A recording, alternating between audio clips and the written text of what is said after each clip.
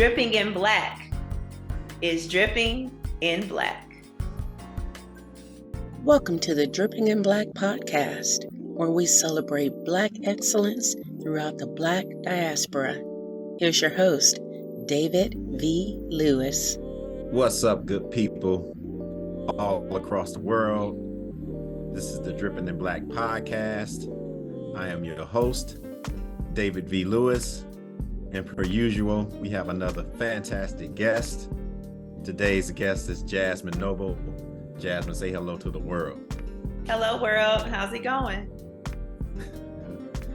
All right. So, as I like to do in these times, is give full transparency. Jasmine is my cousin. She is one of my absolute favorite people in the world, and we chop it up about all kind of things. But we're going to have her on to talk about her story and share her story and the fabulous things that she's doing in the world today. But as always, we start off with a simple but loaded question of who is our guest. So who is Jasmine Noble? I was joking earlier and I said I am someone who is working to take a year off. But I am someone who is passionate about wellness. And so as I jokingly say a year off, I think that I'm someone who's working to figure out that work-life balance,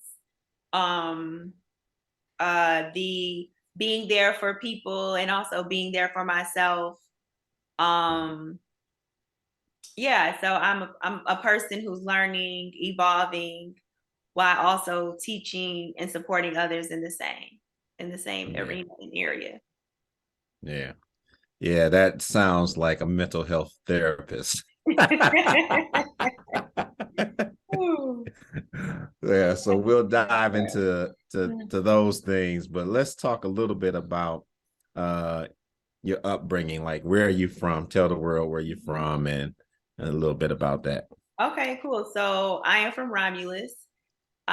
Specifically, I'm from the Valley, which is an area on the other side of the railroad tracks of downtown Romulus. Yes, there's a downtown.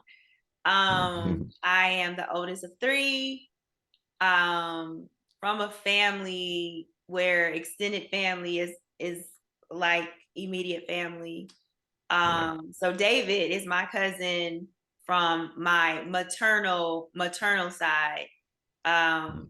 In Romulus, I grew up with a lot of my paternal side. So my mom's dad's side, every street, a family member. And even when I go home to, now it's very similar to that, people are very local.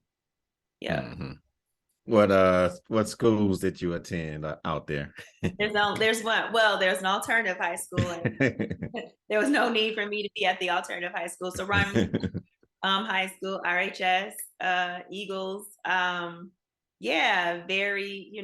to the elementary in my, that was for my neighborhood. It was only one middle school.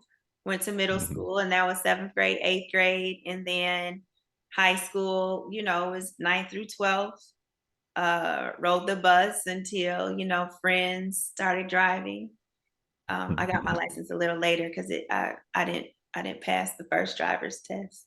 So late bloomer in that area.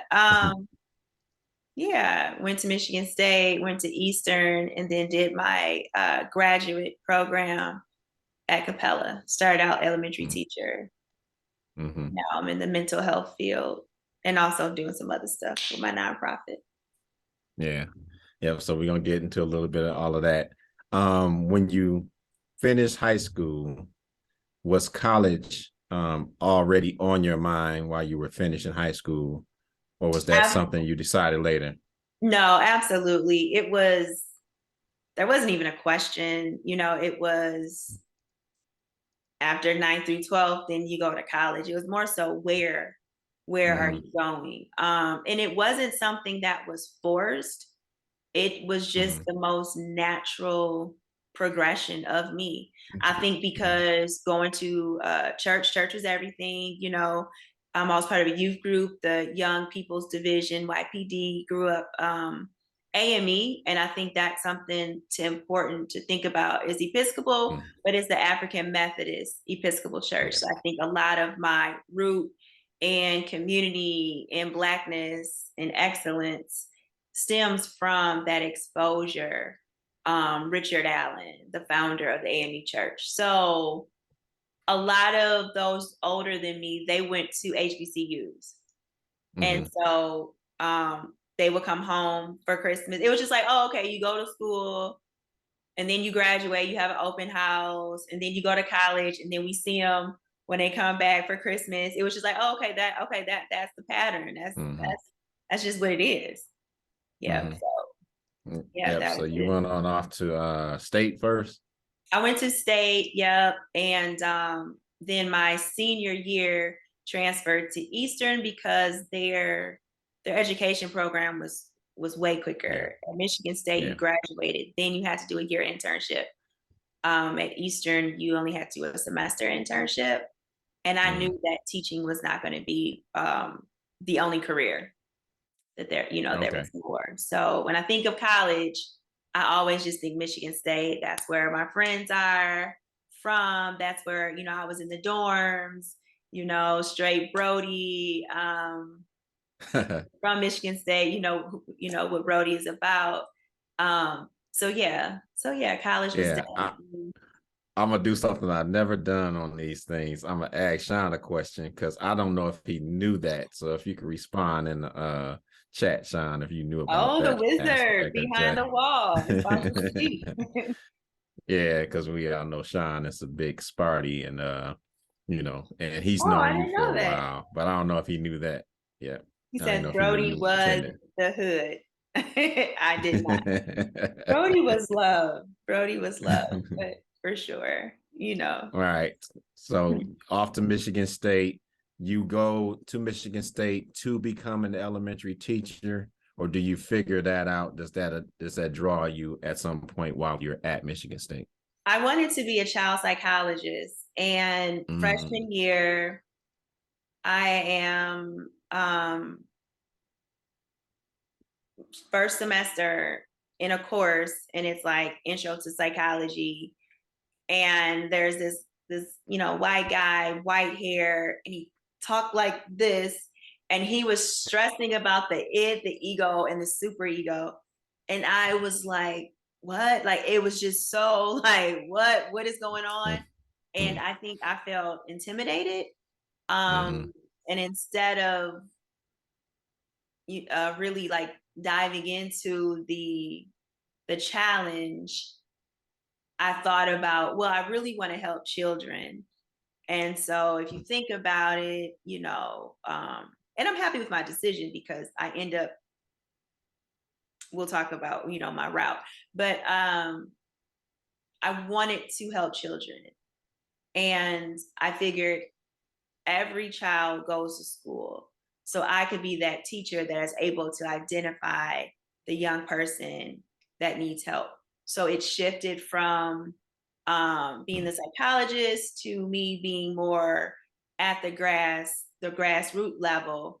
And at that age, I thought it was just like I was intimidated. And even as I speak now, I think that narrative actually shifts as I think about it, because I needed that on the ground level training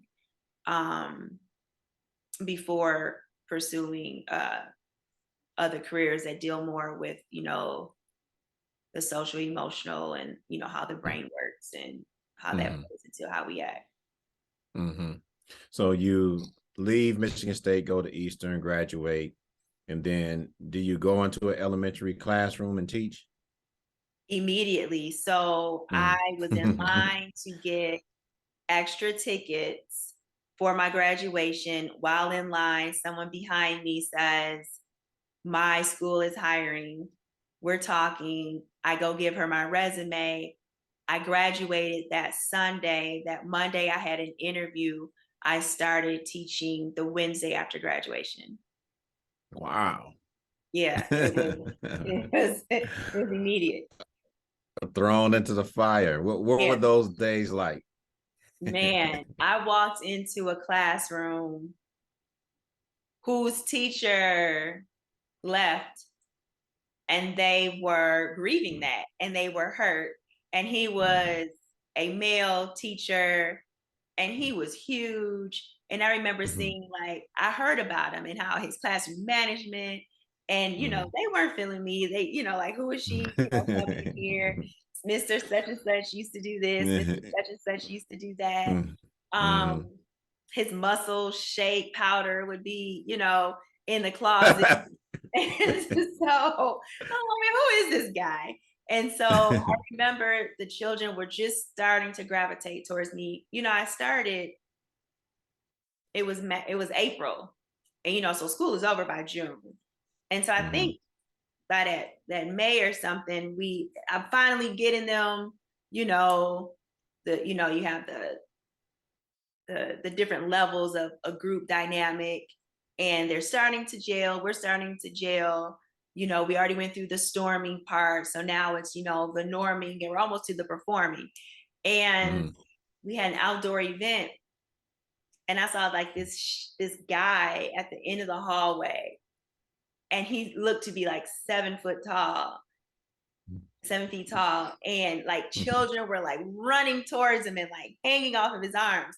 And even though, as I say this, I'm pretty sure, no, he legit had like 2 kids on it, like just dangling. And I'm like, who is that?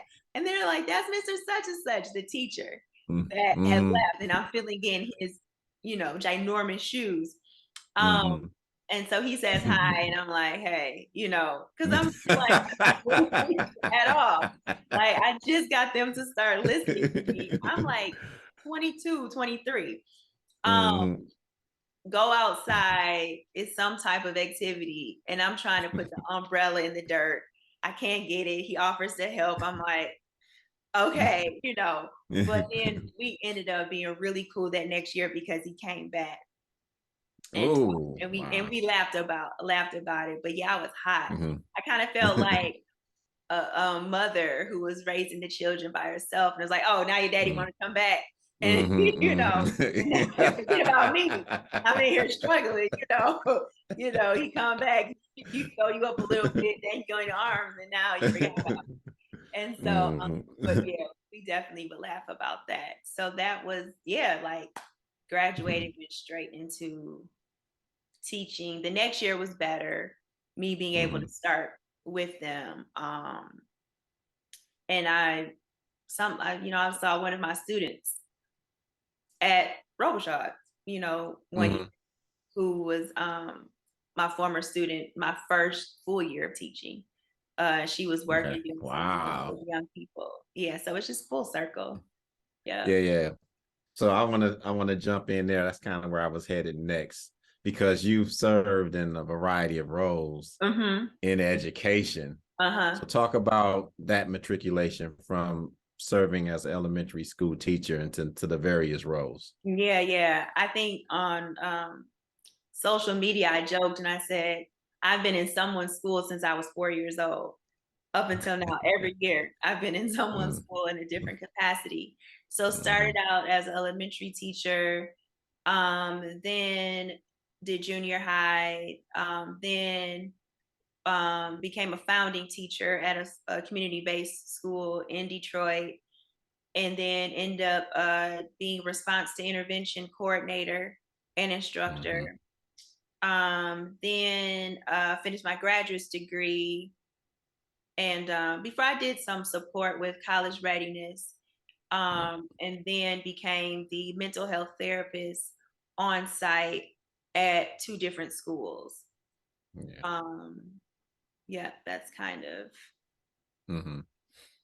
I think I've covered all of them pretty much. So let's just dive into the mental health aspect of you and what you do. So you go to school, you become an elementary teacher, you go back to school, and you kind of shift probably into what you ultimately wanted to do to begin with, right? And that's dealing with mental health. And so kind of talk about where that is now and what you're doing now with regards to that. Yeah. The shift comes about after really just genuinely caring more about the character of children, and I found myself, education is important and I love teaching. It's not like now, when I get an opportunity to go support teachers, and I love teaching writing, it's one of my joys.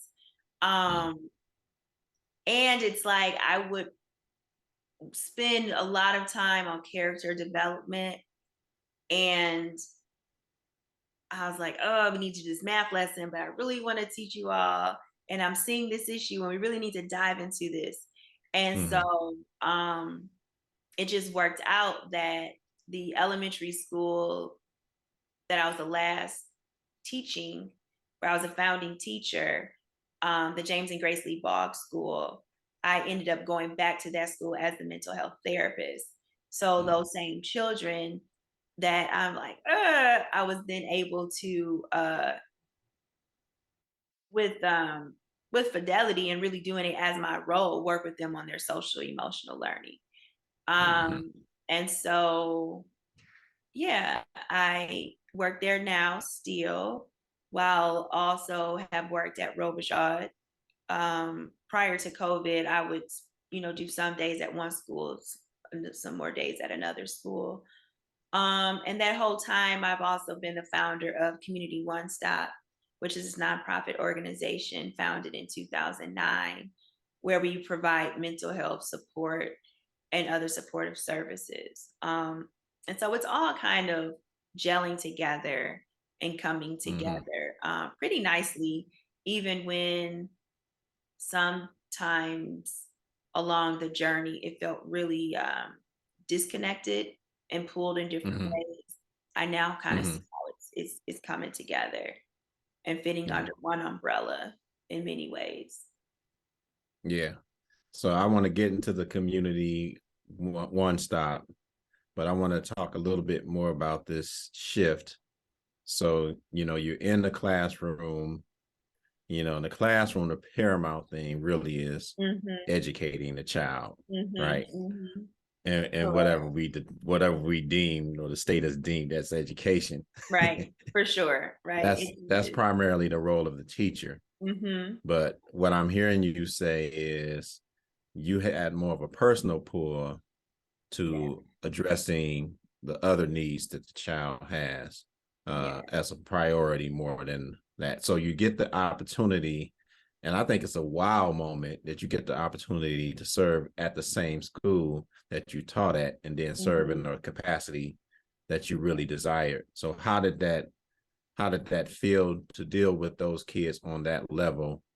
Kind of express that feeling about making that shift and then being able to serve in that capacity. It felt very natural.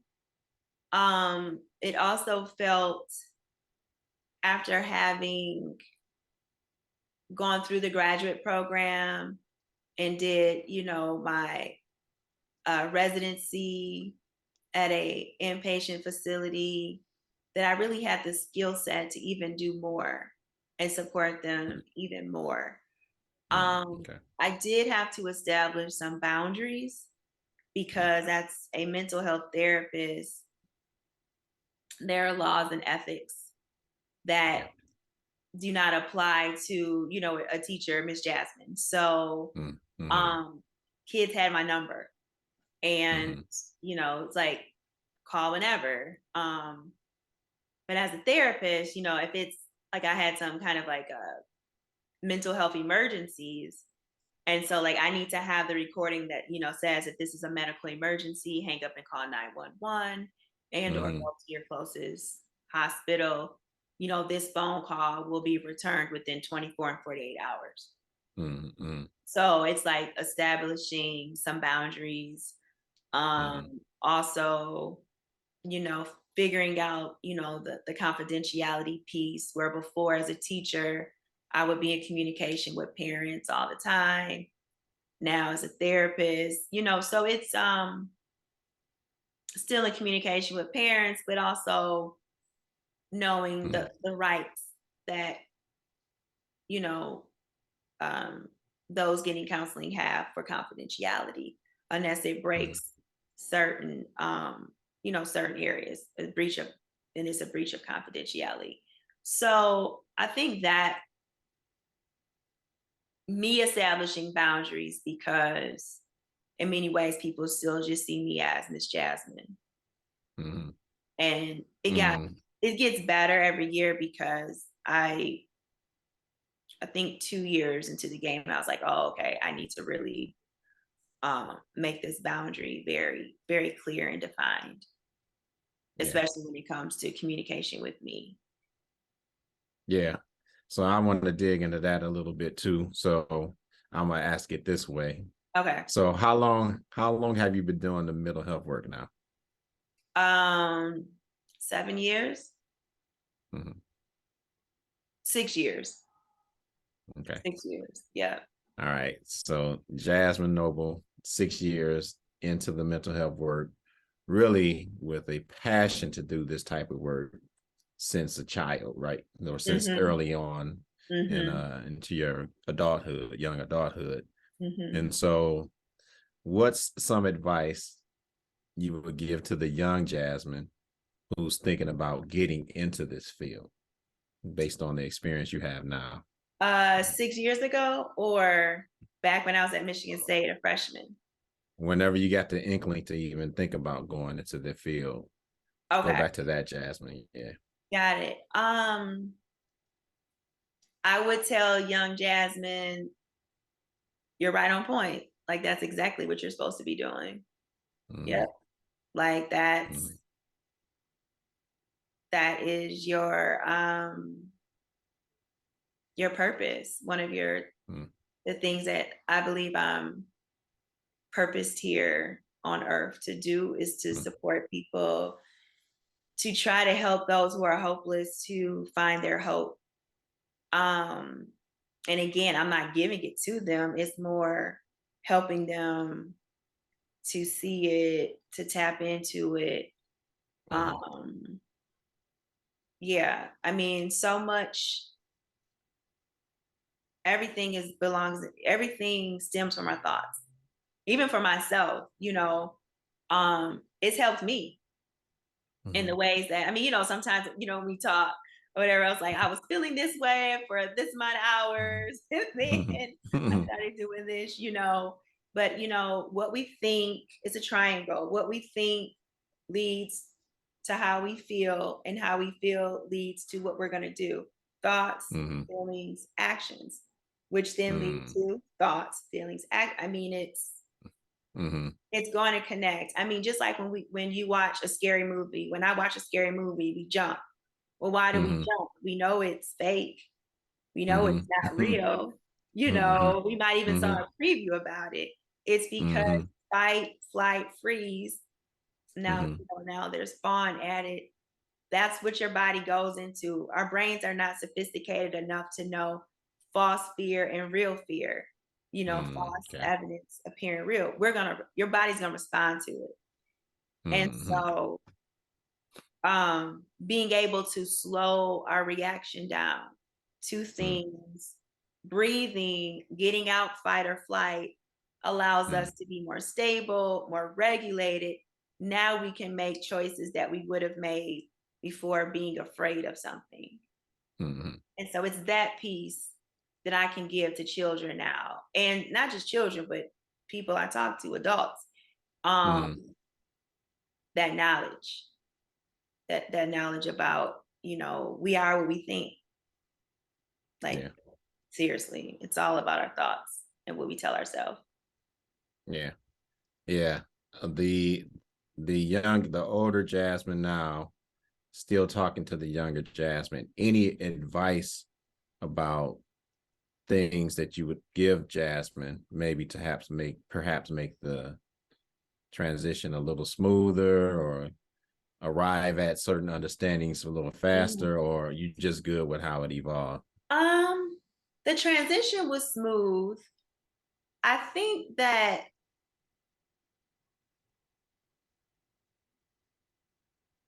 establishing boundaries later in life, when you've had friendships and have known people, and people have known you for so many years, and it's like, now it's like, I'm saying no more. And it feels funky to me because I want to say yes. I want to be at everything. And honestly, 2 years ago, it was hard. Now I just don't have the capacity. And I think more and more people are understanding because I don't share everything that I do because it's confidential. And also sometimes it's just so much, like, where do you even start? But when people do get like bits and pieces of it, I've seen kind of the light bulb go off and be like, oh, okay, she's not just now this disconnected friend. It's like she's tired, you know, you're mentally tired. Um, the boundaries are so important as a therapist, especially when you're like I have some clients that, they live like 4 hours away from me in Michigan. It's virtual, it's telemental health. So there's very defined boundaries, role of client counselor. But then there's other people I work with, like where I see them in community. And so you kind of hear, what they're telling you, but then you're seeing more of the story because you're seeing their mother or seeing their child or seeing, their sister, So telling younger Jasmine that it's okay, like you can't please everybody. And that has been a very hard pill for me to swallow. I think often I would give excuses to things that like sometimes people are just wrong and I would give excuses to them. So I think I would kind of school younger Jasmine on the kind of the what I'm helping my clients with now. Like I would have told younger Jasmine that. Yeah. But it is what it is. It provides flavor, provides flavor. I wanted to sit with that for a minute because, I'm always thinking about if somebody who's young is interested in the field that we're talking about, what advice could they get from somebody who's actually traversed some of the same paths that they're headed into? And so that's, I think, a real clever way of getting the person to talk about it and think about it as they're speaking to their younger self. So thank you for indulging me with that. Yeah. Now I want to get into what you're doing with the ComeUnity One Stop, right? Tell us all about it because I know it's several parts to it. So talk to the audience about what that is. Yeah. So going back to the first school where I worked, prior to that, at the age of 18, I started meaningful work, working at Michigan Works with the Life program. Life stood for something. Can't remember. It was an acronym. And what it was is an opportunity for parents who were on government assistance to, instead of, it was during like the Work First program under Bush, instead of doing their traditional work first, some of them were able to go into this life program during the summer, and it had 2 tracks. It was where if someone did not have their GED, they would have GED classes in the morning. If someone did have their GED or post-secondary degree, then they would go into a trade class. Okay. And then in the afternoon, it dealt with employability skills and some other things. And so I was like the case manager for that. I'm an 18-year-old as a case manager. And I did that for 2 years during the summer. And then I still worked with them during the summer doing a prep program. That was when I was 18. And so that environment just really supported who Jasmine needed to become. Being able to see the supportive services, what have you. There's one story in particular that stands out. There was a young woman there who was in the program, and I had gotten, kind of close to her, and she had got kind of close to me. And so I became aware that she was being abused. And so I was working on finding her, a therapist to talk to. There was a social worker there. And, I just hope for the best for her. And then I end up graduating. And when I actually, the part owner of the company drove me to the school where I would do my internship. It was at his brother's school. Like, that's how connected, and how just the role that they played. And so very thankful for Employment Training Designs that was housed inside of Michigan Works in Wayne. And so 2 years later, year later, I'm at the school, and there's this young boy in 4th grade who they're saying is homeless, and there's been some behavior concerns. And, they were saying, he really doesn't have the best home life, but there's an aunt that if you get in touch with the aunt, she really has a good hold on things and she supports him.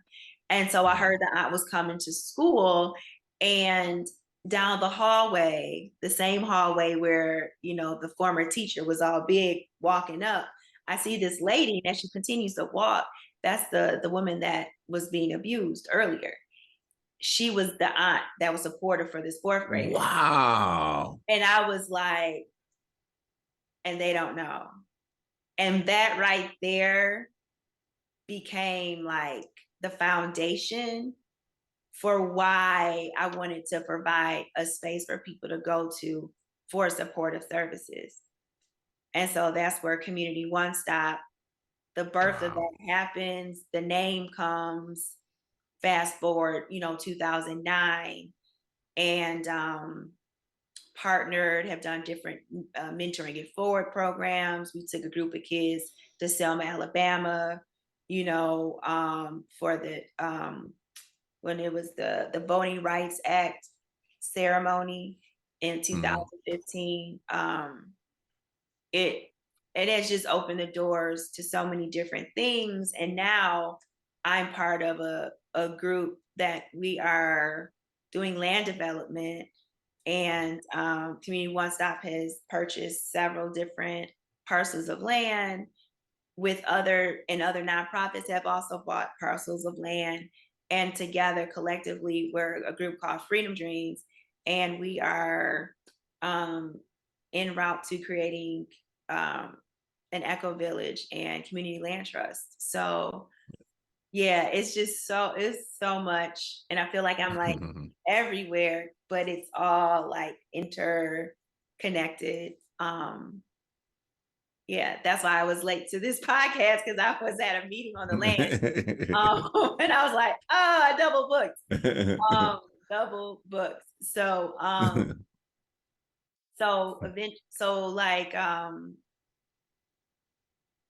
this will be a space where, and people are already are able to come and get the support that they need.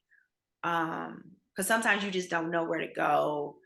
And you can Google something, you can call numbers. I just myself was trying to find support for someone, and it was so many numbers, and press 1 and press 2. I'm like, this is just too much, So it's just like a ComeUnity One Stop is the model for the needs that someone may have. And it's not based on your social economic status. I mean, someone wealthy can have needs. However, this is in a neighborhood where it's a lower SES, but needs, it transcends different race, creed, class, Absolutely. all of that. Which was like Michigan Works One Stop was like where you go for a job, all the resources. And I mean, you can argue for or against whether or not, it works, but just that model of like, okay, a one stop for ComeUnity. And it's ComeUnity as one word. So yeah. Yeah. Yeah. So how does someone reach out? So say I need to make a stop. I need some resources from you. Yeah. Okay. What are ways to make that happen? Right now, you can email me at JNOBLE.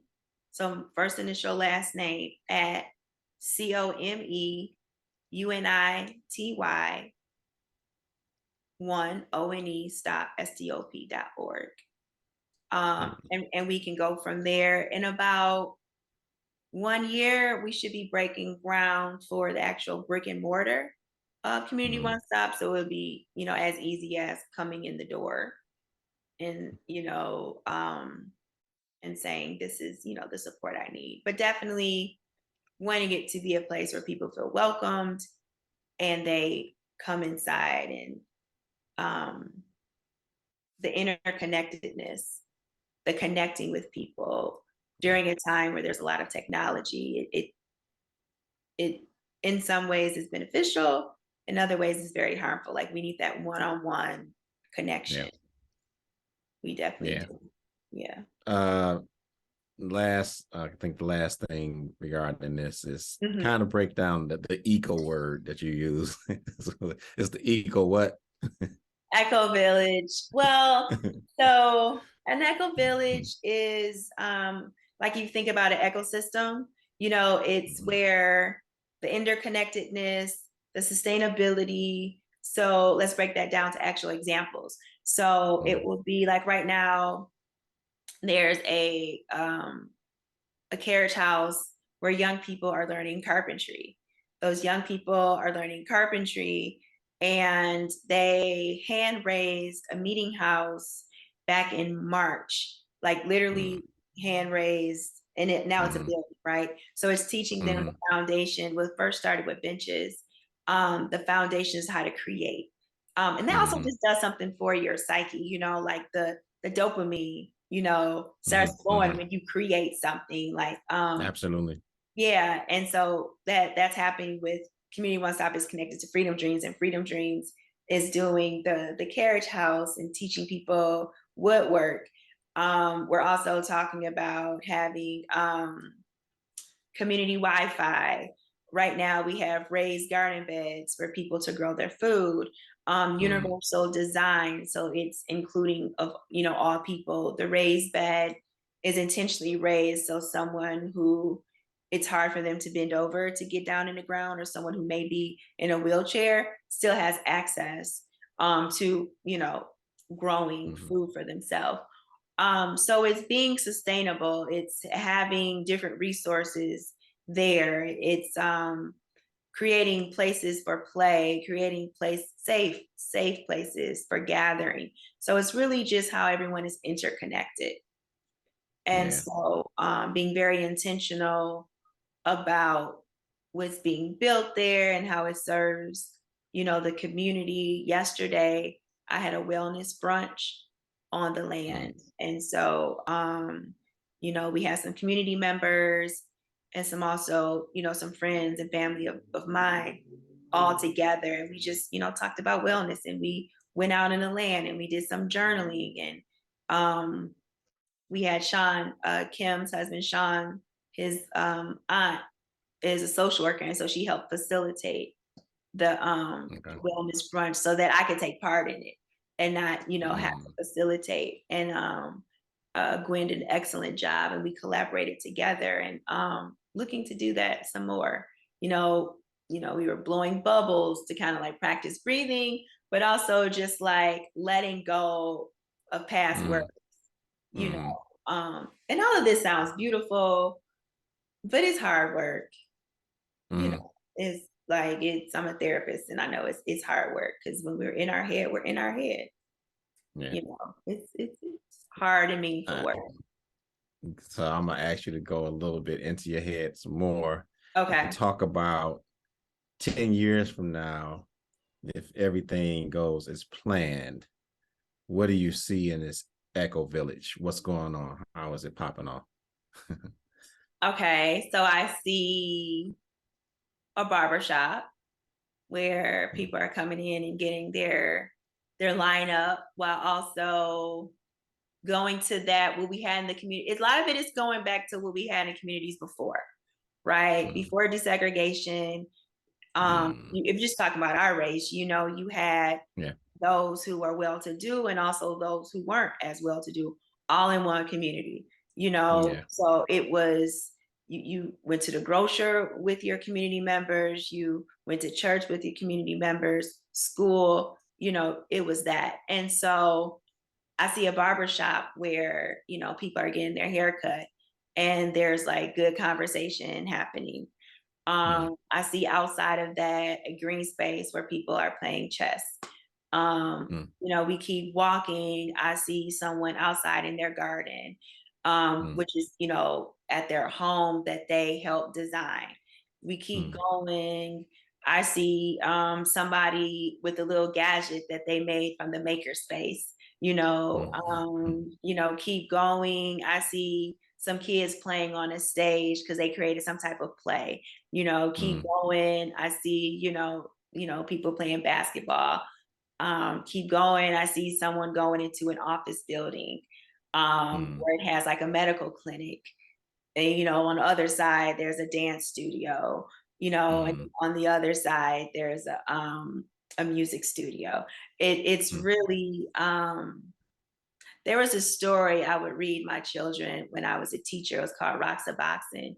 And it was children went out into this desert and they kind of made their own community and outlined it in rocks.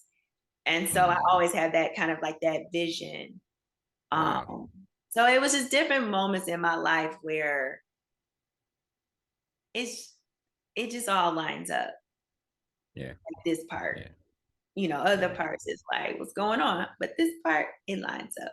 And so 10 years from now, I just see hopefully a flourishing, beloved community. Again, people have been embracing their beloved community. It's not like me or the organization I'm a founder of or connected to is going to make a beloved community. No, we're just here to support what they're already doing. But, there's the harmful effects of gentrification that pushes people out of their community. And they've been there for years. And now because, there's a grocery store built down the road, it raises their taxes. And now it's hard for them to pay their taxes. I think something is intrinsically wrong with that. So buying the land helps us to preserve the harmful effects of gentrification, to preserve that community. So yeah, and then I see other parts that someone else's vision is popping up, Yeah. Yeah. Awesome. So we're going out to the world with our podcast. What are some things that people that are watching or listening can tangibly do to help support you in reaching that goal 10 years from now? I think that prayers, well wishes, first and foremost. After that, finances are always needed to be able to build and create and to employ the people of the community, but also sweat equity, like volunteering. Hoping to have a volunteer opportunity every quarter of the year.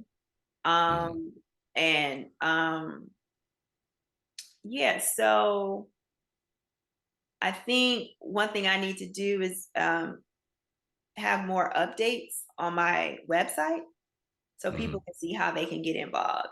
So the person listening can check back in like a month. Remember, go in a month because, boundaries, like I'm not going to get it done within 2 weeks. Well, we might be dropping this episode in a month. So check in a couple of days. Couple of days.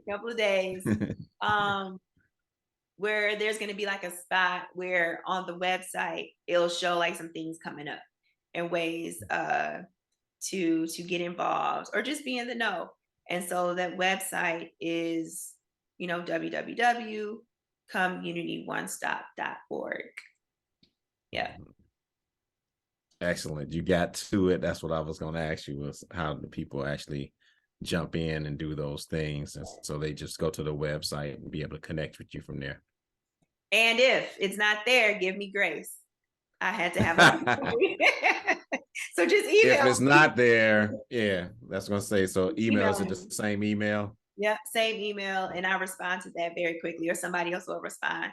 very quickly.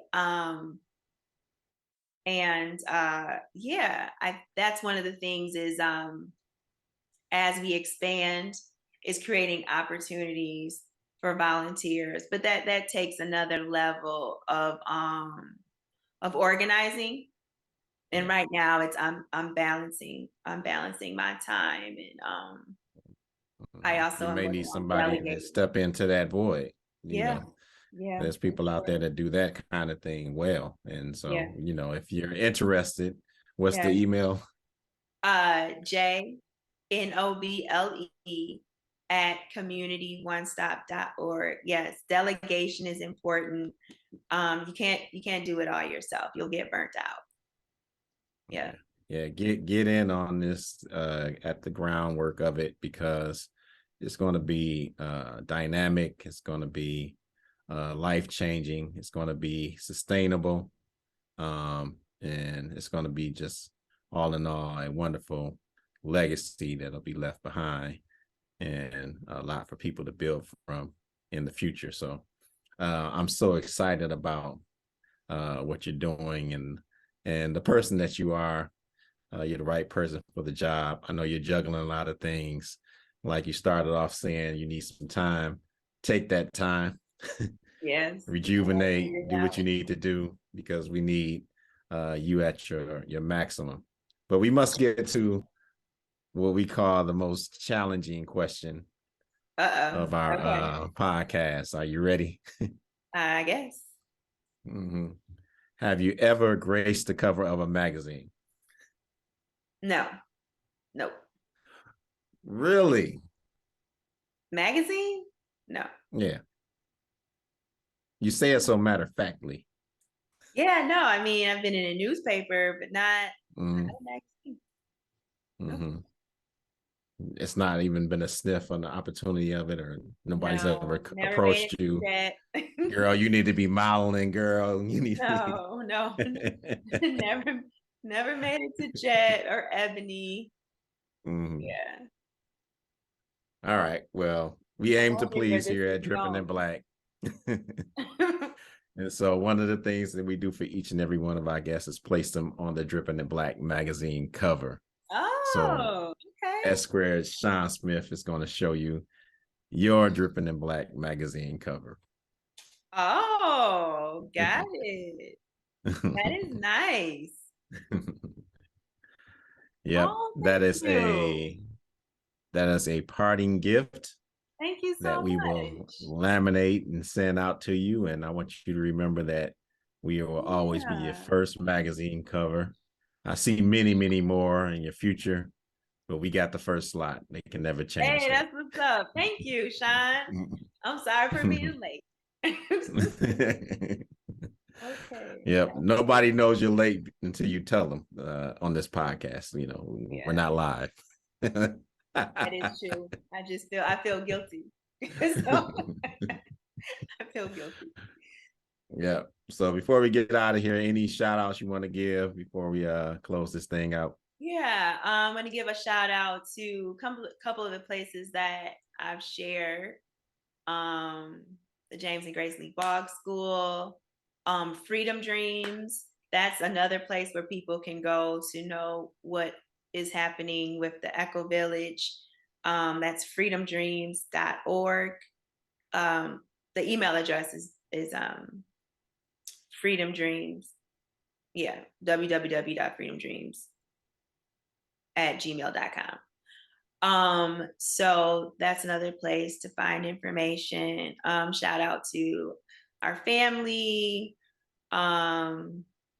Yeah, just basically everyone that's played a role, good or Yeah, bad. you How about you that? reminded me. I was almost gonna forget about it. So we had a fantastic family reunion in Okay. DC Uh-huh. this past summer. Just want to chronicle your thoughts about that experience. It was amazing. Like we all went to Washington, DC, some caravan, some flew. Most of us came from Detroit, the Detroit area, the Wayne metro area. And we just have a really blessed family. where we get along well, we kick it, we have fun. Yeah, I mean, being so honest, it's Mhm. just really a blessing to see and to be part of, and to know that we had nothing to do with us being together. Like, this is something that Mhm. God created. It's not Mhm. like, your friend group, this is Right. just what you were given. And so to not take that lightly, because sometimes it's different. And, of course, there might be, some things. Well, however, like I mean, like, no one would know. I mean, Yeah. like, we genuinely enjoy each other and have so much fun at all levels, the education level of going to the African Museum, to like the parties. We parties, Yeah. the parties. We love to dance, we love to socialize, we love to laugh. Yeah. Um, it's a blessing, Yeah. definitely is a blessing. Yeah. And even the last day there, that impromptu visit at the home and just sitting Yeah, back in the yeah, stories that we got to yeah, chop it up about, it was yeah. just Able to connect the dots. mhm. Um, yeah, it was a blessing for my grandmother, who's 92, to be there. Yeah. Um, yeah, so Yeah. yeah, just a Yeah. blessing. Well, we could talk forever and ever. We Yeah, for probably talked a sure. lot longer than I Yeah. anticipated, but I enjoy you so much. I Thank know you, the world is Jasmine. going to enjoy this conversation that we put on tape and put on audio. But we just want to thank you for coming out again. Big thanks to Jasmine Noble for coming out. We want to remind our viewers that the DIBK Drip Shop is open. We have Dripping in Black merch at the DIBK Drip Shop, which goes from shirts. This shirt you can't get. This is strictly for the podcast host. Thank you, S Square. But there are plenty of shirts that you might want to rock, along with mugs and a lot of good merch out there. So go check us out at dibkdripshop.com. As always, a huge thanks to all of our listeners, viewers, supporters, and subscribers. And until next time, be kind, be loving, and be excellent on purpose. It is a choice. It is a choice. Thank you, Dave. Enhance your business or brand by creating a podcast. A podcast can spread your product or expertise and passion to the world.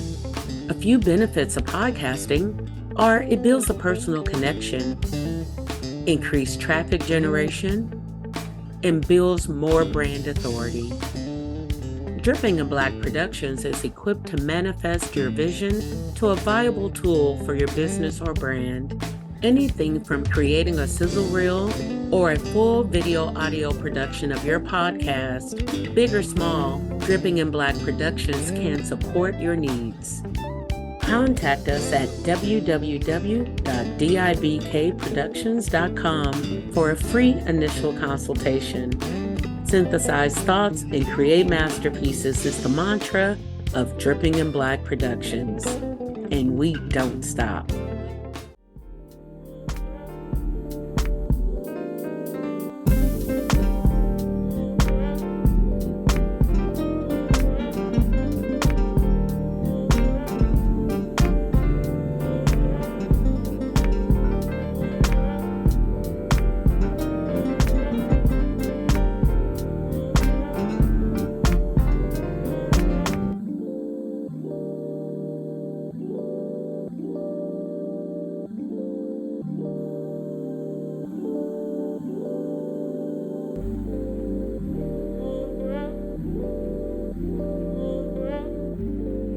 You have just experienced a Dripping in Black production.